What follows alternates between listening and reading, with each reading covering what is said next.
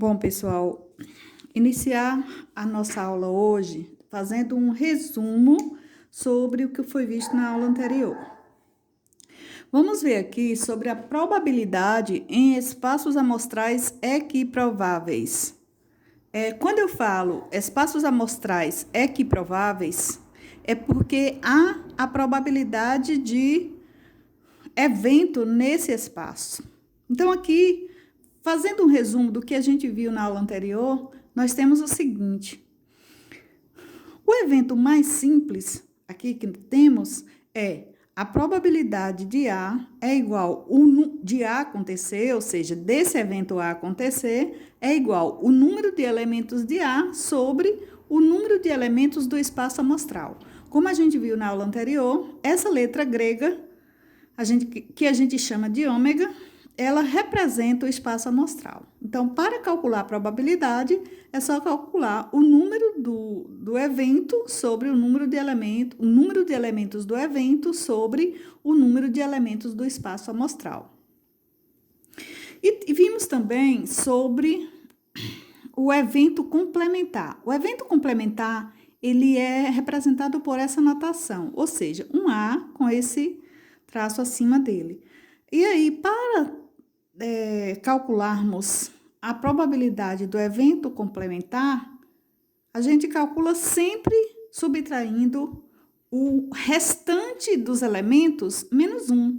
Por exemplo, se a probabilidade do evento complementar acontecer é igual ao total de elementos menos a probabilidade de A. Lembrando que esse A aqui representa o outro conjunto que não é o A complementar. Então, quando eu digo os elementos que representam os lados de um dado, são 6. 1, 2, 3, 4, 5, 6. Digamos que o complementar representa os números pares. Então, 2, 4 e 6. O A representa os números ímpares. Então, 1, 3 e 5. Então, se eu subtrair 1, 3 e 5 do dado, vai sobrar quem? O A complementar, ok? E depois nós vimos aqui a probabilidade da união ou a probabilidade da interseção de eventos. A probabilidade da união é igual à probabilidade de A mais a probabilidade de B menos a interseção. E aqui a gente tem a representação no conjunto. Aqui, por exemplo, eu tenho a representação do A complementar. Digamos que aqui é o conjunto A e aqui é o A complementar. E eu representei aqui ainda o número de elementos desse evento, que são os números que fazem parte do dado. 1, 2, 3 e 6, como vocês estão vendo aqui. Certo? E aqui nós temos ainda a representação da união e interseção.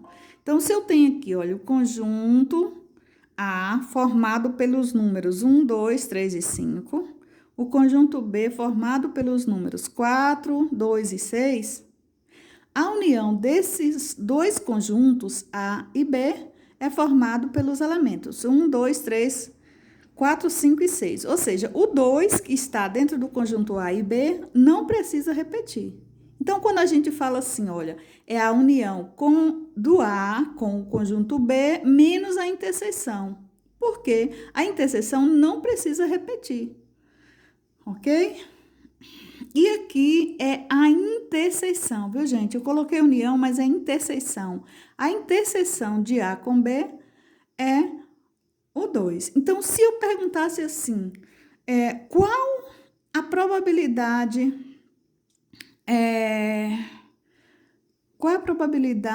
de ao